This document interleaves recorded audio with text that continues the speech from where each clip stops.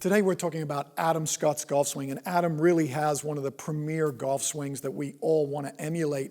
One of the things that I love about this is look at the posture angles, and I'm going to draw a couple lines for you here. I'm just going to draw a line basically from his ear down to what we call the hip area, and then from the hip to the knee, and then we're going to go from the knee right down here to the ankle joint or thereabouts. So I've kind of developed these three what we call posture lines. And what I'm looking for is from the tailbone to the middle of the back, I want a nice flat back. I don't want any excessive roundedness of the upper spine. I don't want any big S curvature in the lower back. I want what we call in golf a neutral posture. So pay attention to this posture in this setup position and watch how it stays the same as I take you through his golf swing. And this is what I want you to emulate. Look especially at his ear. So as Adam goes through the swing motion here, watch how well he maintains these body angles during his golf swing. So as he takes this club back up, and he gets to the top of his backswing, again, look at the position of his ear. It's pretty much stayed where it started. So one of the easiest ways to hit a golf ball is simply get in a good setup posture and stay where you start and rotate your shoulders around the axis of your spine and back.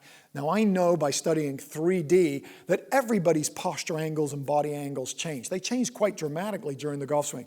But when you're looking at something like 2D video like this, just pay attention to this posture line and specifically to his ear. Now watch his ear as he starts down. So here's this beautiful backswing position. He starts his lower body here, and watch as he comes down how even though he has this little sit move, which a lot of players do as they load their legs, look at his ear. It's still on that posture line.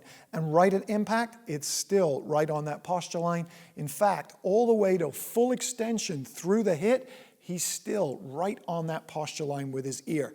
So basically, from his setup position, he simply rotated his shoulders around the axis of his spine, turned back through, and he stayed in his posture.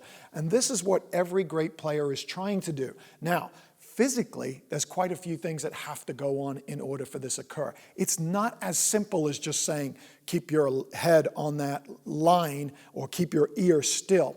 Because the golf swing is kind of an amalgamation of movements. Not only are we bent over and hinged, we are side bending, forward bending, and rotating throughout the entire motion. So the body has to be actually in a great physical shape in order to do this.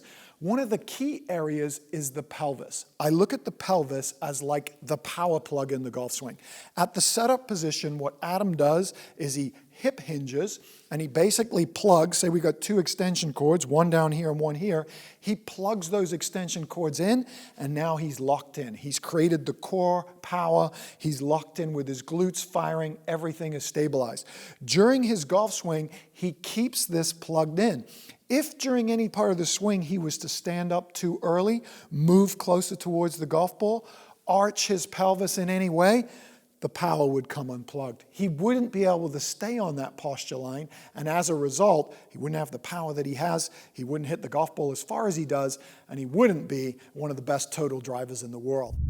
Okay, so Dave just got done talking about Adam Scott and some of the great things he does that makes him such a phenomenal player. And the main focus was posture, and being able to maintain posture. Well, now we're here at Titleist Performance Institute's 3D Bay, and I want to talk a little bit about how players maintain this posture. You know, we always talk about it's great to do, but how come I can't do it as an amateur?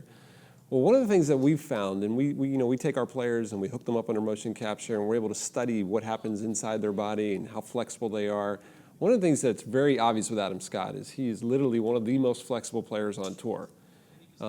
That is not usually the case for most of us who play golf on a daily basis. Flexibility is something that's very challenging for a lot of us. But that flexibility is really the key to being able to maintain posture. And I want to show you two key areas where that flexibility is important. The first one we're going to talk about is the hip. Now, Dave talked about maintaining the flexibility in the pelvis. Now, let me explain that. If I were to stand up, Dave said that in the posture, in Adam's posture, that he maintained a very stable pelvic tilt, pelvic platform. What we don't want to see is we don't want to see the right hip get too high in the backswing. That's something that a lot of us do every day when we play golf. The average tour player actually has a little bit of right hip high in the backswing, but the key word there was a little bit, and that's what I want to show you here in the 3D Bay. This is a composite model. If I take 125 tour players and make a composite model, this would be this player right here. And basically what I've done is I put up here 2 graphs. Now, the graphs can be a little intimidating at first, but it's really simple. What I want you to see is the top graph is side bend of the pelvis. So in other words, it's this, how much they tilt the right hip high or the left hip high. And what I want you to notice is, I know Dave talked about, hey, we got to keep the pelvis nice and level, but the pelvis actually does tilt. And you'll see if this is the start of the golf swing right here, and this is the backswing. Here's the downswing. As this line goes down, the right hip is going high. And the average tour player, they actually tilt their pelvis about 10 degrees. So the right hip gets about 10 degrees high on the backswing. That's this position right here. And then on the downswing, it goes 10 degrees high on the left.